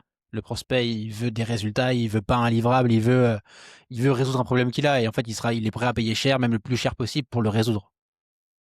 C'est ça. C'est vrai que le prix, c'est un sujet très émotionnel, mais tu peux vraiment contourner ce sujet si tu arrives à comprendre ce que la personne veut vraiment.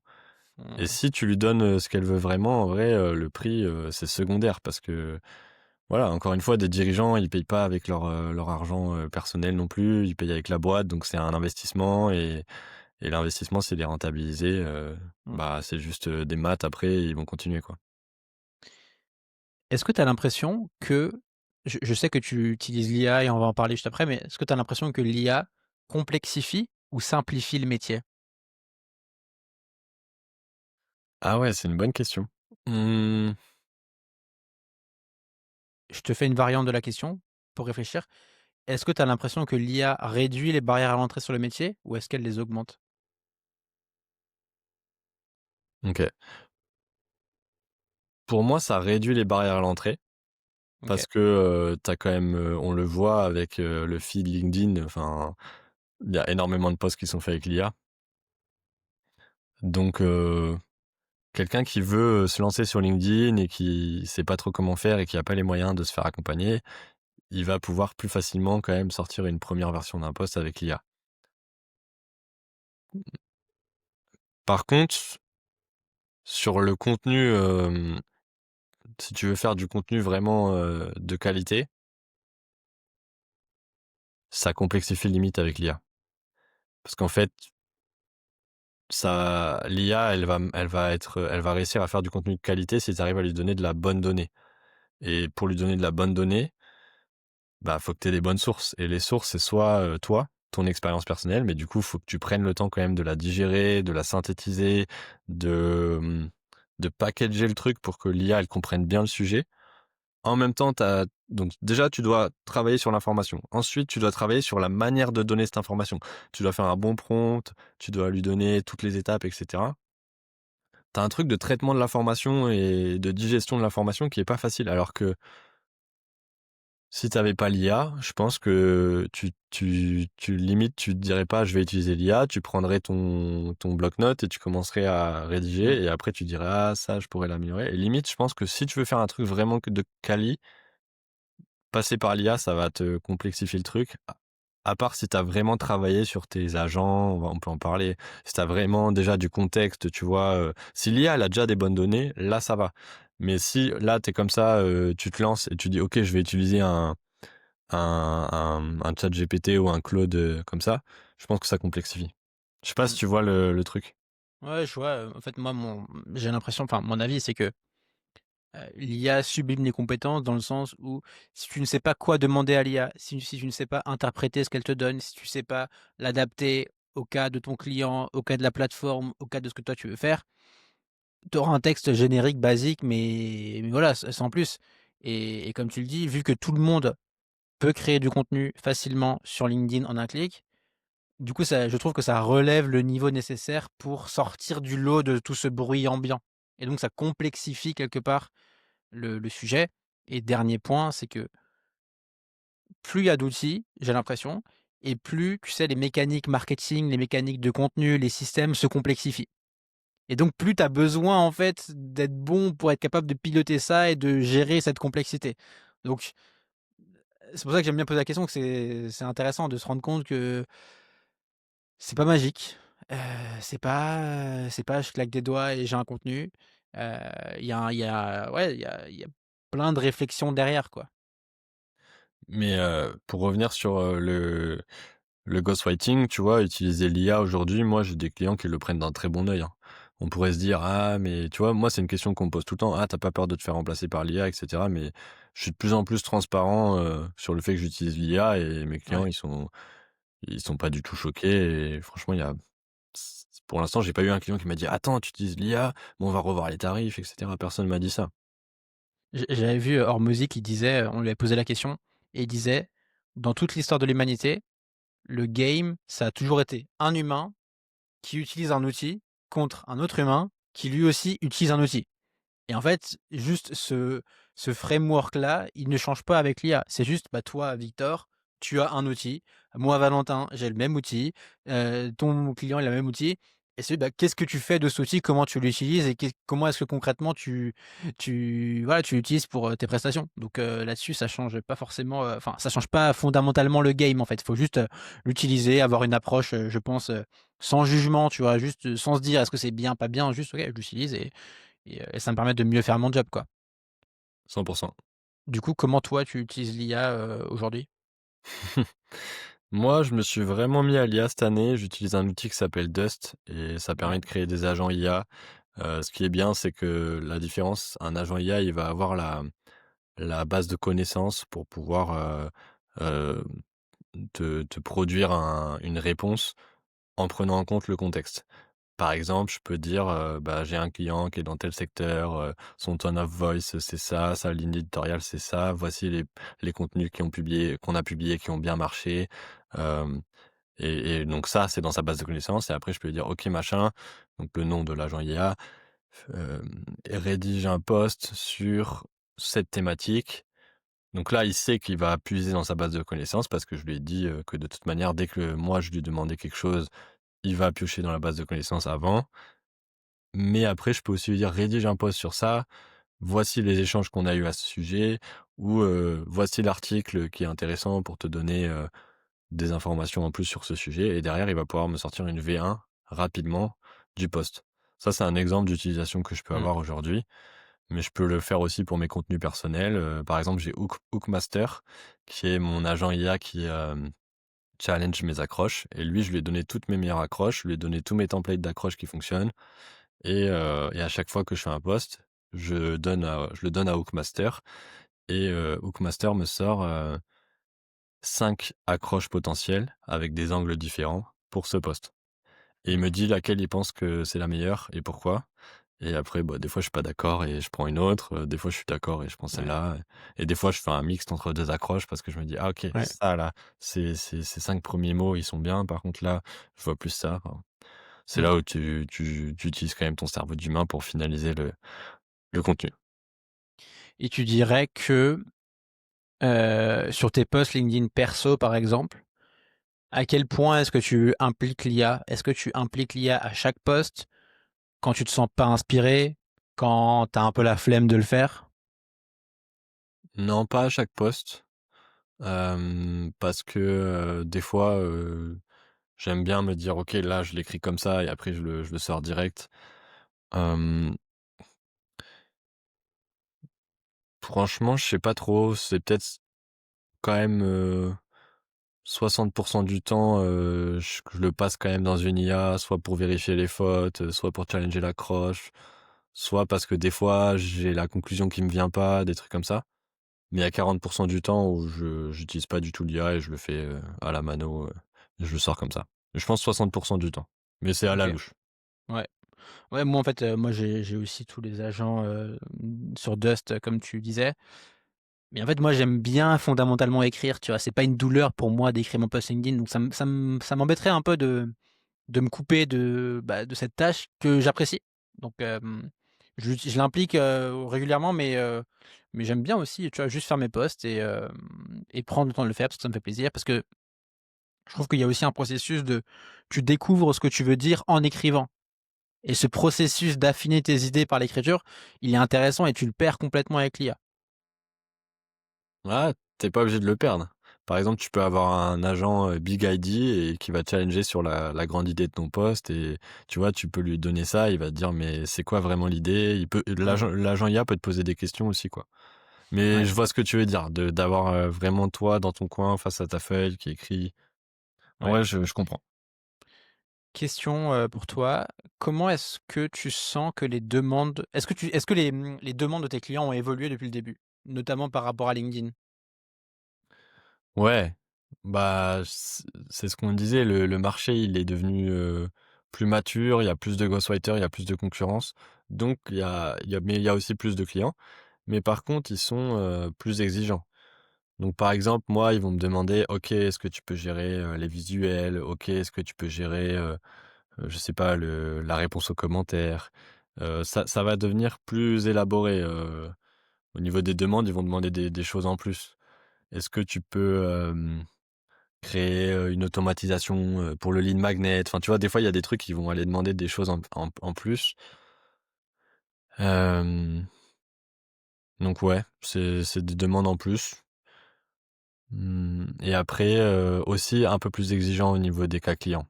«Ouais, mais est-ce que OK. tu as un cas client, dans mathématiques précises avec ce besoin précis?» Ils veulent de plus en plus que limite tu un cas client pour tous les cas, quoi. Et est-ce que tu as l'impression que le marché est saturé et qu'il y a trop de copywriters par rapport aux de ghostwriters par rapport au nombre de clients? Franchement, non, parce qu'en fait, tu quand même, beaucoup de, je pense que tous les jours t'as des personnes des dirigeants qui se disent: «OK, je veux prendre la parole sur LinkedIn», et ils savent pas trop comment faire et finalement ils repoussent le sujet à plus tard. Donc je pense qu'il y a quand même un marché qui est grand, parce que en fait, c'est le nombre d'entreprises qu'il y a en France limite, à part si tu une toute petite entreprise, mais tu as quand même beaucoup d'entreprises et donc tu as beaucoup de dirigeants qui pourraient devenir l'ambassadeur, le porte-parole de l'entreprise. Donc je pense que le Mmh. marché est quand même grand. Après, et en plus, tu es limité en nombre de clients quand tu es ghostwriter, donc tu vois, moi, je t'ai dit, je pourrais doubler mon nombre de clients, mais de un, j'en ai pas envie et de 2, je pourrais pas le tripler non plus. Tu es quand même limité en termes de temps. Donc après, les agences, elles prennent quand même des parts de marché, mais il y a de la place, tu vois? Je pense qu'il y a de la OK. place, donc non, pour moi, c'est pas saturé. À quoi ça ressemble une semaine type ou une journée type pour toi? Est-ce que tu as des règles d'organisation? Est-ce que tu as des routines? Comment tu fonctionnes? Hem, j'ai quelques règles, mais je trouve que mes semaines, elles se ressemblent pas non plus énormément. Après, j'ai toujours, bah, par exemple, l'école, avec les clients, ils sont toujours à la même heure, donc ça bouge pas. Je J'ai pas d'appel le matin.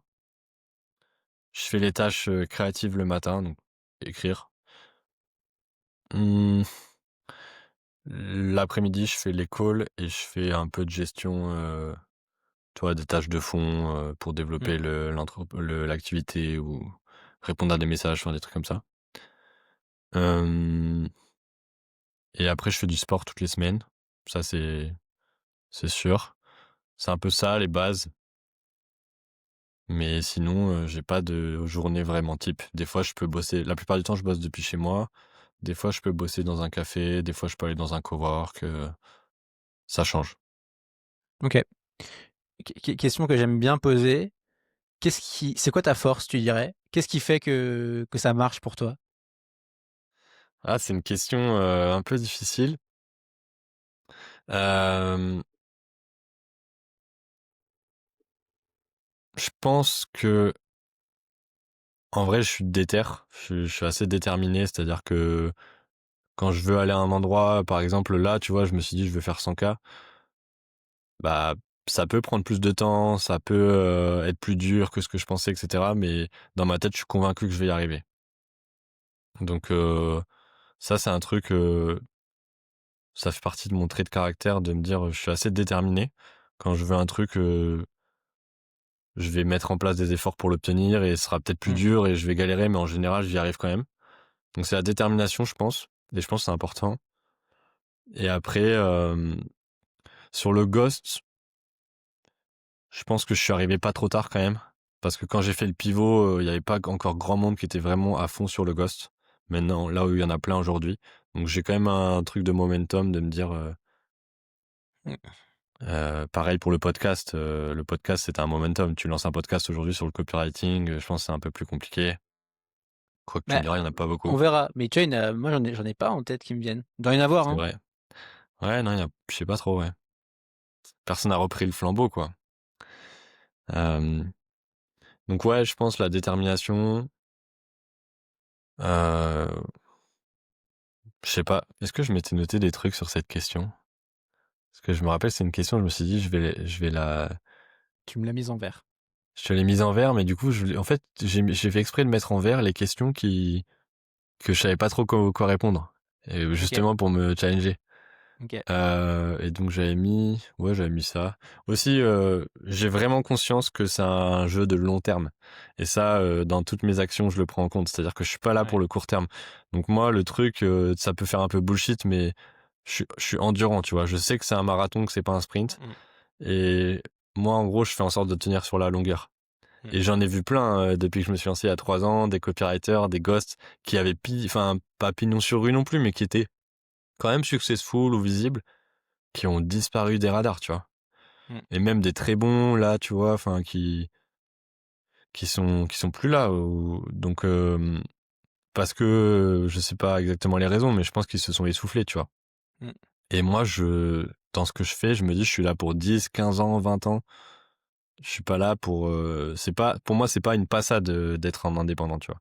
Et du Mm. coup, ça, c'est un truc que j'ai accepté.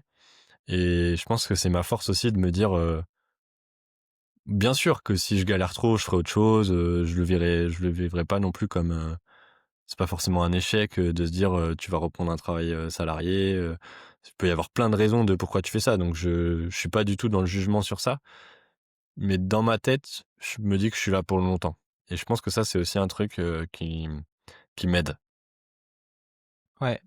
Je pense que moi, je te rejoins à fond là-dessus. Et il y a un truc que moi, je me suis toujours dit, c'est je veux pas faire une vente à court terme au risque de sacrifier, tu vois, ma réputation ou mon image ou ce que les gens pensent de moi à long terme. C'est tellement plus important ouais, de durer aussi bien par rapport aux autres que par rapport à toi-même, que toi, rester aligné, être fier de ce que tu fais. Moi, c'est une dimension importante et je pense qu'il y a plein de gens, tu sais, qui vont aller sur des chemins un peu tortueux. Et à un moment, tu te réveilles et tu te dis, mais en fait, qu'est-ce que je fais, quoi? Est-ce que je suis pas fier de ce que je fais? C'est un peu shady, c'est un peu limite scam. Et à un moment, tu t'abandonnes, quoi. Ouais. Bon, après, c'est toujours plus facile à dire quand t'as besoin d'oseille. Au bout d'un moment, Ah, mais t'acceptes bien sûr. la, voilà. Ouais, ouais. On est d'accord là-dessus. Mais, Mm, mais c'est vrai que mm. qu'il faut quand même, je pense, faire attention à la réputation. C'est hyper précieux et penser long terme. Autre question que tu as mise en vert et je la mets un peu en perspective par rapport à ton travail de ghostwriter, c'est que donc quand tu es ghostwriter, tu vas parler à des CEO, hein. Le but, c'est d'être un peu un sparring partner d'idées. Donc, le but, c'est que tu les challenges un peu, c'est que tu leur poses des questions.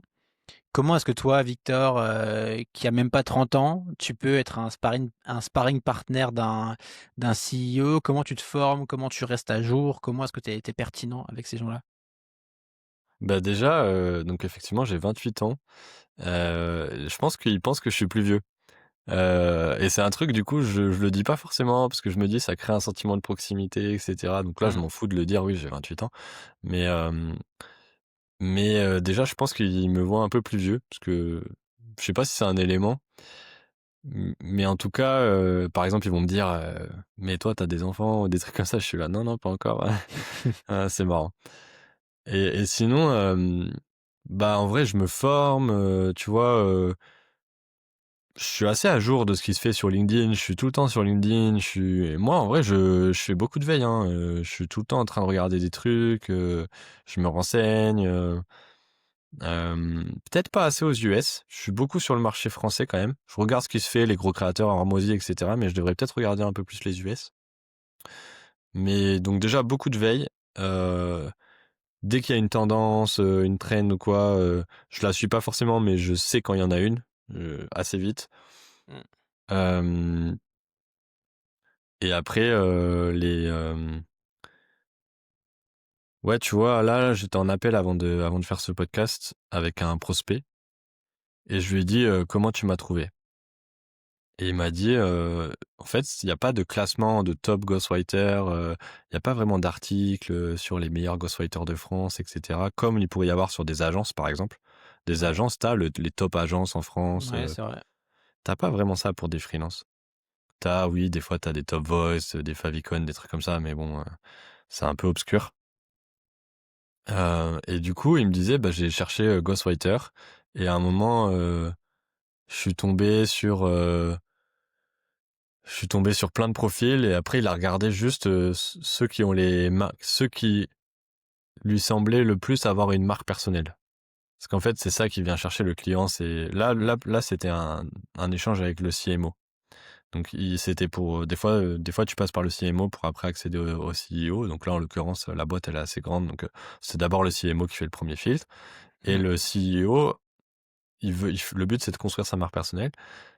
Et bah il a regardé quel ghostwriter avait une marque personnelle déjà assez avancée, etc. Mm. Et c'est comme ça que du coup on s'est retrouvé en appel. Et je sais pas pourquoi je te raconte ça, j'ai oublié le début de la question. Non, la question c'était, tu as un peu répondu, mais c'était comment tu te formes. Et ce que je note, et c'est le cas de tout le monde, et c'est mon cas, c'est t'es constamment en train d'écouter des trucs, de consommer voilà, du lire du LinkedIn, d'écouter des podcasts, de voir les vidéos. En fait, t'es à jour sur ce qui sort, et, euh, et c'est ce qui fait qu'en fait, Mais bah, j'aime juste, bien, hein. ouais, J'aime ouais. ça en Mm, fait. mm, C'est un mm. truc, c'est pour moi regarder une vidéo de voilà, de Silicon Carnet, le festin, Ouais, ça dure quoi, 2 heures, mm, je sais pas quoi, c'est un plaisir pour moi. ouais, ouais, je te rejoins. Dernière question pour toi. Si tu devais redémarrer de zéro aujourd'hui, qu'est-ce que tu ferais? Non, mais t'en as parlé tout à l'heure. Tu as déjà Ouais, répondu. j'ai T'as déjà un autre truc qui répondu. te vient ou non? Ou ta réponse suffit? Hem, Je change de question, parce que Vas-y. t'as déjà répondu. C'est quoi l'erreur que tu vois le plus faire les freelances qui veulent devenir ghost ou qui veulent devenir copywriter? Et ben, je pense que je vais parler pour, quand même quelqu'un qui est, peut-être avancé, mais c'est de prendre trop de clients, et de Ok. prendre trop de clients pas quali. Parce que c'est Hmm. hyper important de choisir des bons clients, parce que derrière, c'est tes études de cas. Et du coup, le problème, c'est que si tu prends trop de clients, en plus des pas quali, de un, tu vas pas avoir des bonnes études de cas. Et de deux, tu vas te retrouver dans un goulot d'étranglement où tu vas te retrouver dans une situation où tu es en galère à un moment. Et c'est un cercle vicieux parce que si tu es en galère à un moment, tu vas refaire le même truc de prendre des mauvais clients. Hmm.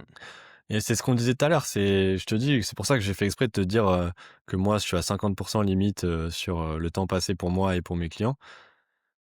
Parce qu'un ghostwriter qui passe tellement de temps, et j'ai fait cette erreur, un ghostwriter qui va passer trop de temps dans l'ombre de ses clients, en fait, il va devenir l'ombre de lui-même au final, à la fin, s'il crée pas son propre contenu. Très fier de cette C'est punchline. fort ça. Tu vois, en fait, c'est un ghostwriter qui passe trop de temps dans l'ombre de ses clients, il devient l'ombre de lui-même et il crée pas son propre contenu, donc il disparaît vraiment. Hmm. Ouais, Tu disparais, ouais. t'occupes plus le terrain. T'es là, Hmm. t'es vraiment avec tes clients, donc ok, t'es safe, t'as tes clients, t'as ton argent, t'as tes revenus qui rentrent, mais le freelancing, c'est incertain, tu peux voilà perdre un client très rapidement et dans ce cas tu vas te retomber dans les mêmes travers de vouloir combler ce manque. Donc tu vas prendre un client qui est mauvais et au final tu vas pas construire ta marque personnelle avec des clients qui ne vont pas avoir des bons résultats, qui vont pas forcément faire des bonnes études de cas, etc. Donc je pense que le choix des clients et le nombre de clients que tu prends est très important. Hmm. Vraie dernière question, parce que j'ai envie de rebondir sur un truc dont on n'a pas parlé, c'est les études de cas. Est-ce que c'est vraiment utile, les études de cas sur LinkedIn? Attends, je suis très fier de ma punchline de tout à l'heure là sur l'ombre. Elle était bien, J'espère elle que était ça bien. tu me shortes ça, hein. Je clip, Hem, clipez, tu clipez. clip ça. Les études de cas, pour moi, c'est un truc, franchement, c'est le contenu qui va, en fait, tu as 97 des personnes qui sont pas prêts à acheter. Tu as 3 qui sont prêts à acheter. Ça, c'était une étude d'HubSpot qui est sortie, je sais plus, l'année Ok. dernière, je crois. Et je pense que c'est vrai. En fait, t'as la grosse majorité des gens qui sont pas prêts à acheter. Mais les gens qui sont prêts à acheter, le meilleur contenu que tu puisses faire pour les faire basculer, c'est l'étude de cas. Sur les 3 là que tu peux switch en client, c'est une étude de cas. C'est ce qui va finir de les convaincre de te contacter ou de prendre un appel, parce que, bah, c'est le meilleur en fait. Tu montres vraiment le contexte, tu montres vraiment à condition que l'étude de cas soit bien effectivement, faut qu'il y ait un avant-après, il faut qu'il y ait des résultats chiffrés, enfin, Mm, voilà. Mais pour moi, c'est le meilleur contenu et c'est pour ça qu'on en revient au choix des clients. C'est que ça part du choix du client, l'étude de cas. mm, mm. Eh ben écoute, passionnant. Merci beaucoup Victor pour ton temps. C'était génial. Je mettrai le lien vers ton LinkedIn et ta dernière news, enfin ta newsletter que tu as relancé récemment. Donc tout Avec ça est en plaisir, description. carrément. Merci à toi.